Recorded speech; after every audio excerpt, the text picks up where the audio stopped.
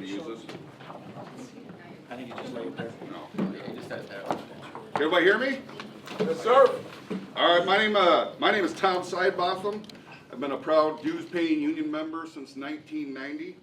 I'm also a business agent for Teamsters Local 406, representing over 7,000 members in Saginaw, Grand Rapids, Traverse City, and the Upper Peninsula. We represent truck drivers, mechanics, warehouse workers, first responders, and medical personnel, nurses, as well as other various trades and industries. The people who get up every morning, punch the clock, and keep the state running. Right now, to put it simply, we're getting screwed by Lansing. The House Republicans just put on a budget that takes a sledgehammer to health care. They're gutting Medicaid. They're slashing funding programs that our families depend on. And for what? Who is this for except for private insurance lobbyists who cover Lansing offices every day? We've got nurses out who are on strike right now. 2 different strikes in different parts of the state. You know what they're fighting for? Basic stuff. Safe staffing so they don't have to choose between doing their job right and going home to their families. Fair pay for work, that's literally life and death. And what do these politicians do? They want to cut the programs that keep our healthcare system from completely falling apart. My members are already working as hard as they can in understaffed hospitals. Nurses are burning out left and right. Patients can't get the health care they need. And these guys in Lansing think the answer is to cut more? Are you kidding me? Here's the thing. When we make these cuts, it doesn't hurt them. They've got their fancy insurance. Their kids get the best doctors. But our families, we're the ones who get stuck with the longer waits, fewer nurses, and the hospitals that are barely hanging on in every area of Michigan. That's why we need somebody like Jocelyn Benson in the governor's office. She's not afraid to work with Republicans when it makes sense. But she's also not going to sell us out when it comes to stuff that matters, like making sure our families can see a doctor when they're sick. This is a great day for labor. I'm proud, as always, to stand with her. The budget fight represents why we need someone like her in office, and why Local 406 is proud to endorse and stand with her. Thank you.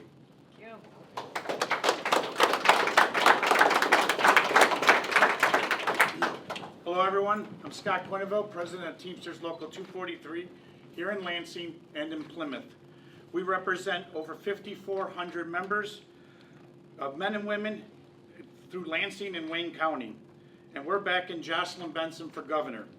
Let me tell you something, this budget fight isn't some inside baseball political game. This is about whether working people in Michigan can get health care when they need it. And right now the House Republicans are trying to pull the rug out from under us. Teamsters represent thousands of workers across the state who could be crushed by the House budget.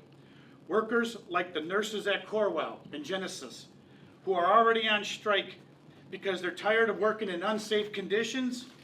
They're tired of being so understaffed that they can't help everyone who needs the help. They're tired of watching patients suffer because there's not enough people to take care of them. And what's the Republican solution? Cut more. Make it worse, force the nurses to quit. It's like they're trying to destroy the health care on their own. You know the difference between a real leader and these politicians? When our nurses went out on the picket line on Labor Day in the cold, fighting for the right to do the right for their jobs, Jocelyn Benson showed up on that picket line. Not for some photo op. Jocelyn walked the line, she asked the questions, she heard the questions, she answered questions, and she felt the line and she walked it all the way through. That's somebody who gives a damn about the working class. Look, it doesn't matter if you're a Republican or a Democrat. If you're working for a living, you need health care. Your kids need health care. Your parents need health care. This isn't a political game, it's called real life. We need a governor who's going to fight for us, someone who understands when you mess with health care, you're messing with real families, someone who's not going to cave when some corporate lobbyists come knocking. Jocelyn Benson gets it. She's been a union member and she's proven she'll stand up and fight, not just give speeches, but actually fight the fight for the working class people. That's why we're here. That's why we're with her. Because when the chips are down, and they're trying to take away our health care. We need somebody in the governor's office who's going to tell them to go to hell. So, with that being said, Teamsters Local 243 is proud to stand with her, and I'm now here proud to endorse Jocelyn Benson, and I would like to introduce her as the next governor of the great state of Michigan.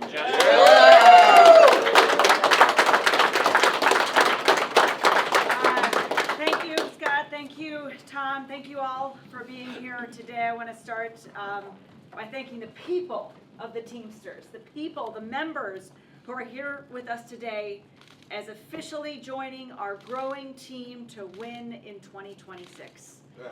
We've got locals from all across the state representing the vast majority of Teamsters in Michigan. Teamsters Local 243 are hosting us today with Scott, Teamsters Local 406 and their Vice President Tom Sidbotham, Teamsters Local 1038 and their President Greg Nowak, Teamsters Local 247 and their President Paul Harrison, Teamsters Local 283 and President Steve Hicks, all representing thousands of members all across the state who I am so proud to be in this fight with.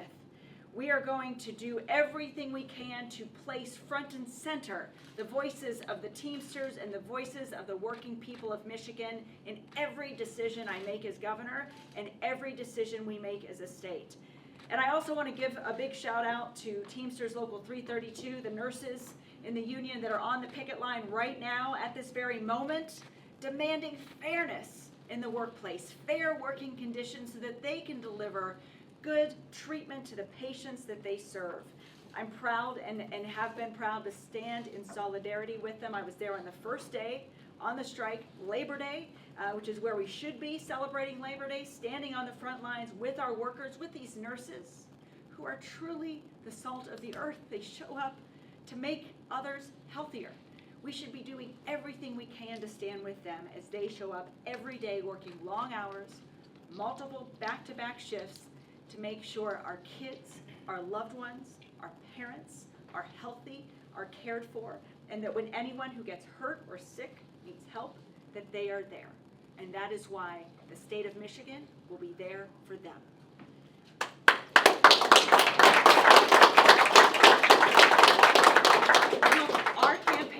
Our campaign is and always has been about people.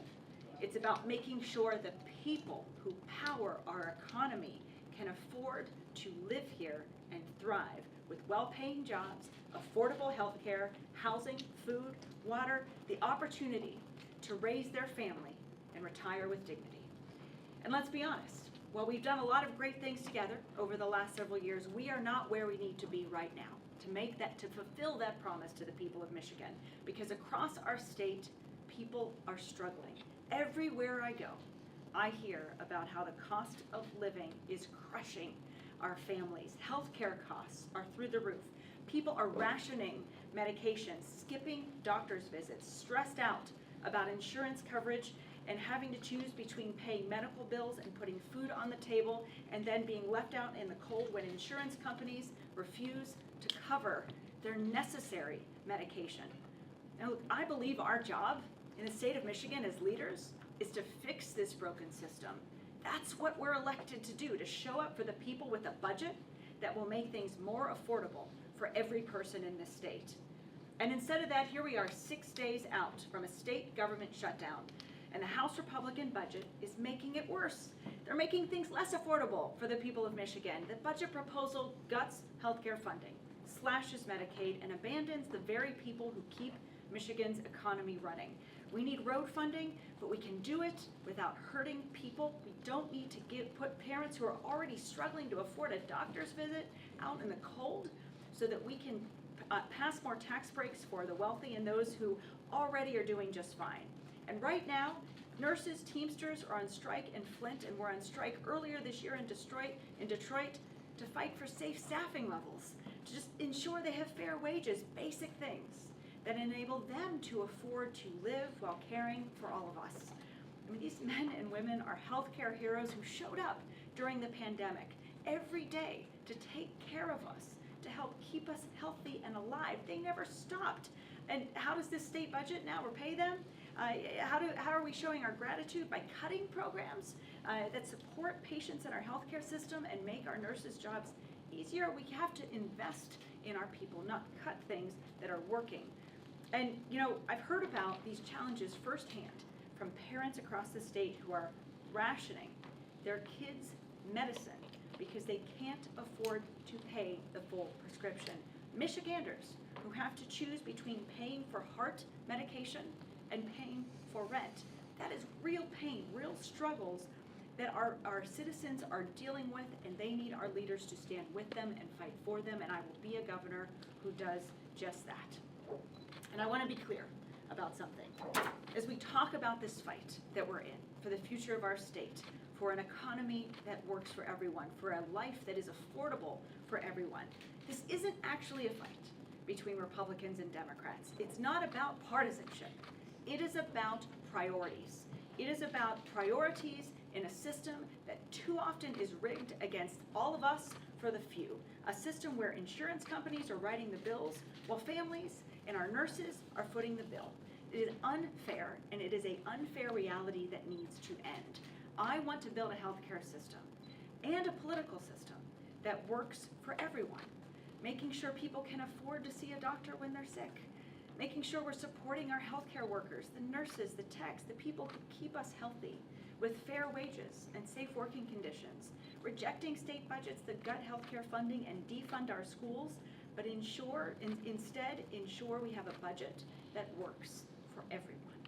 That is not a partisan battle. That's just a battle for the people of this state. Now I know that this seems like a big fight that we're in, but I know how to take a broken system and make it work. I know how to take on powerful interests and stand up to anyone who would stand in the way of the ability of the people of Michigan to thrive. And just as Secretary of State, we've revamped how we vote. We've revamped how people renew their driver's licenses to make government work better for people. That's my North Star. Saving people time, saving people money, treating people fairly, and making sure no matter who you vote for or where you live in this state, that your life is easier because of the work that we do and the leadership that we bring. So now I want to expand that work. I want to start by making healthcare affordable and accessible to every family in Michigan. And I'll tell you, I don't believe anyone seeking to lead this state or anyone leading in any corner of this state should be able to sleep at night when there are families that we lead and serve who are choosing between paying for medicine and putting food on the table. And we should all be working every day, every hour to get this budget done to avoid a shutdown that would hurt or exacerbate the pain that too many families are already experiencing. And that's why I'm running for governor. That's why we're fighting today. That's why we're building this coalition that you see here behind me to ensure that we stand together in fighting for the people of this state. Throughout my time leading the Department of Michigan, the Department of State in Michigan, safeguarding our democracy, protecting people's pocketbooks, one thing has become abundantly clear to me, and I want it to be clear to every person in this state, that the power of the people will always be greater than the people in power. Always. And we must choose to harness that. And that's what we're going to do, because the people of Michigan can lead the way, and when they do, when we lead together as a team with the Teamsters, we can win. So let's get together, let's get our legislature to pass a fair budget that works for everyone, and then we're going to keep building and growing and fighting all the way into November of next year when we will win across this state. Thank you. Yeah!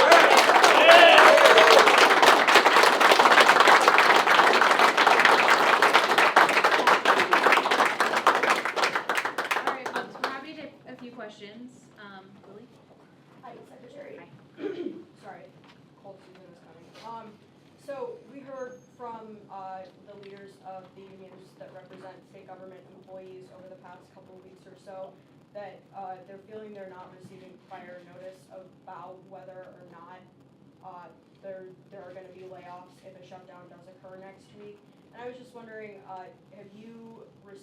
have any of your employees at the Department of State received any notice from, I guess, GTMB or the State Budget Office of potential layoffs or, I guess, the temporary furloughs?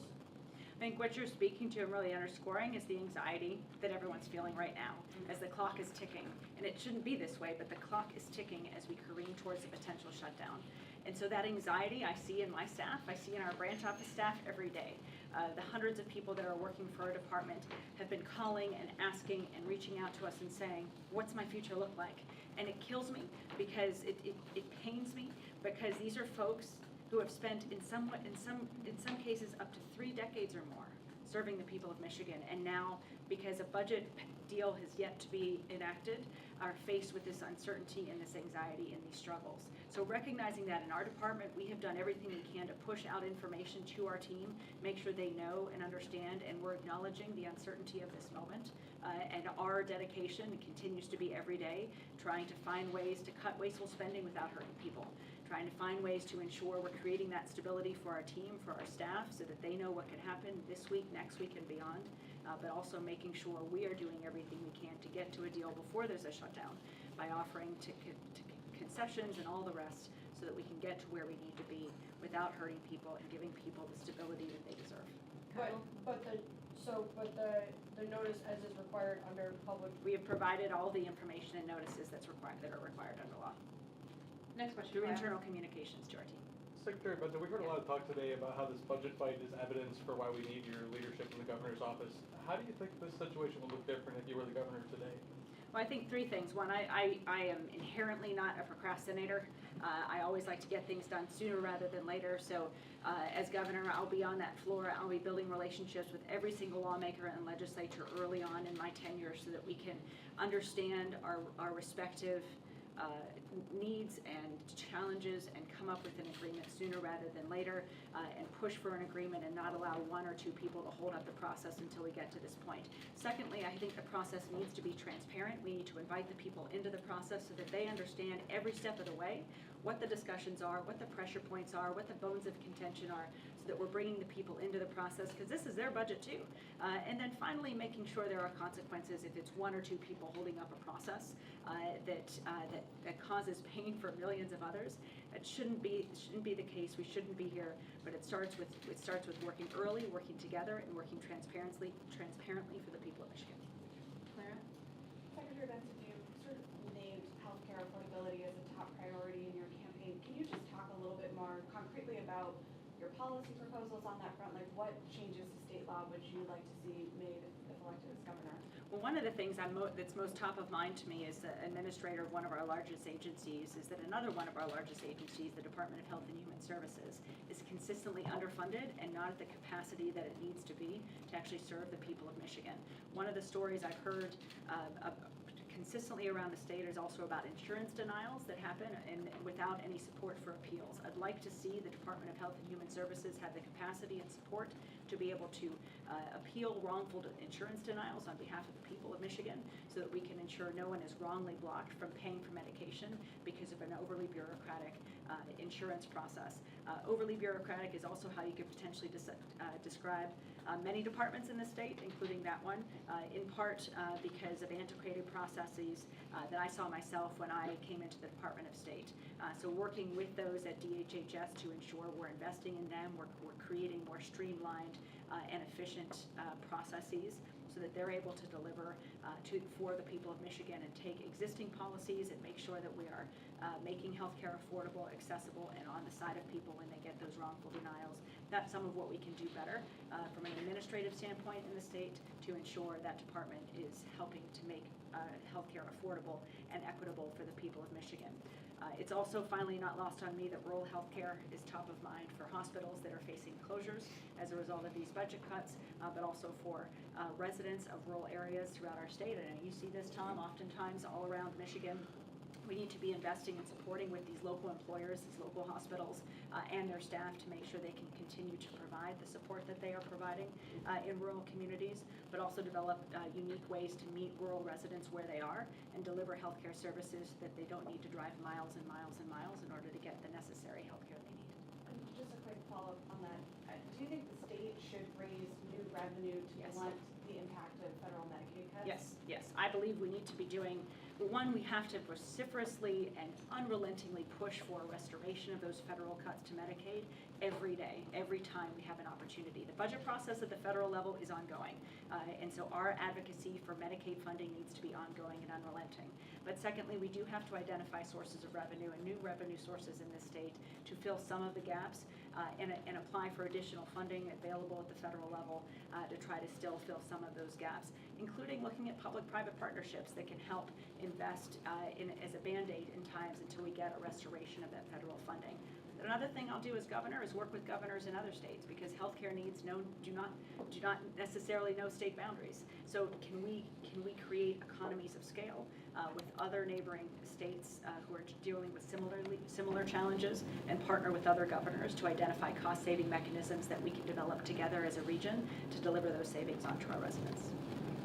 Yeah, Secretary, to what extent are you able to keep branch offices open, if you have any ability at all, in case we don't have a budget on October 1st? Branch offices will need to shut if there's a state government shutdown. However, online services will still be available, as well as self-service stations. We are encouraging residents to get to those branch offices now in the event that they do close, but we have a number of ways that we can keep things going, at least for a short time, if the budget shutdown does occur and is a temporary one. Is that your decision, or is that from the Oh, governor's that's office? just, without a budget, we can't keep the 130 branch offices open, period. And we've made that abundantly clear to everyone in these discussions.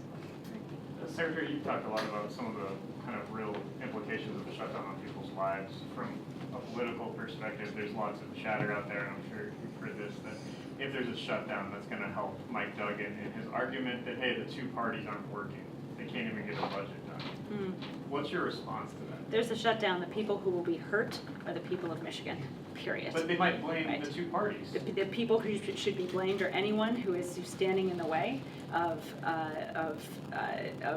enabling us to reach a deal. But also a broken process, a broken system that started long before this week, and isn't, as I mentioned, related specifically to parties, but a broken infrastructure, a broken system that too often benefits the few over the many. So in my view, I'm not running against partisanship. I'm running for a collaborative government that begins on day one working together, and I'll set that tone as governor.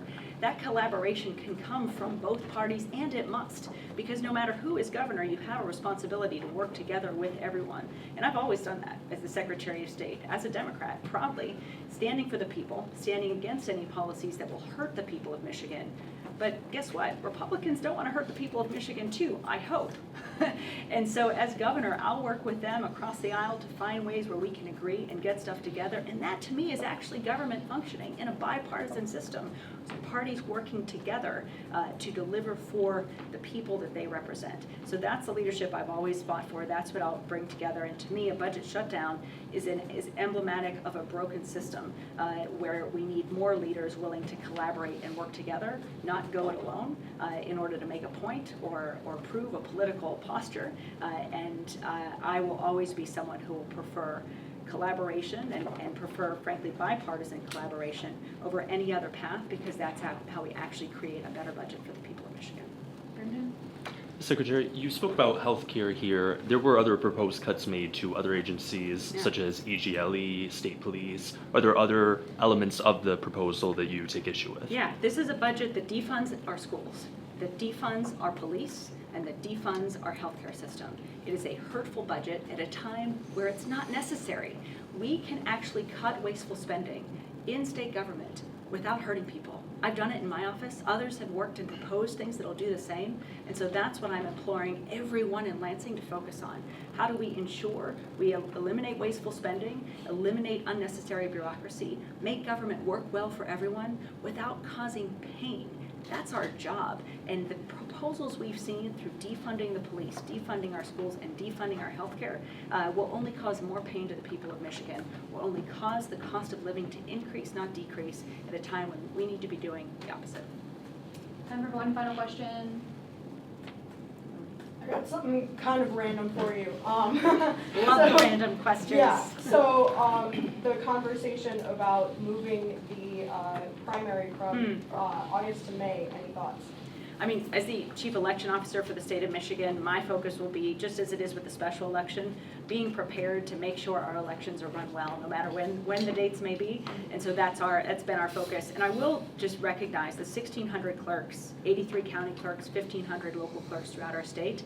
They are the ones who show up every day to make sure whatever policies pass, whenever there's a special or a statewide election, that we deliver for the people of Michigan. So my job will continue to be to focus on them, to support them, and no matter when a date of an election is, and we will be ready. We'll be able to do it just as we always have. I'm endlessly grateful for the election administrators who stand ready to go to ensure the policies that are enacted are made real for every resident of our state. Great, thanks guys. Thanks, guys. And thank you again, Teamsters, for standing with us in this fight. Absolutely. All right.